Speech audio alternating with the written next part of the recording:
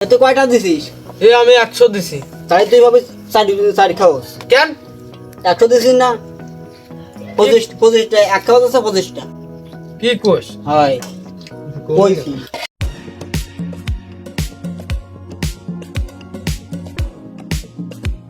ভাই আমরা 20 টাকা দিছি।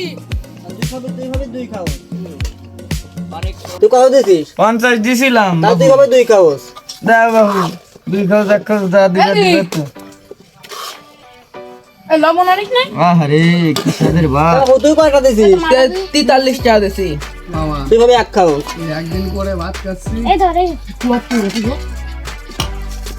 তুই কয়টা দিছিস? আমি তো দিই নাই।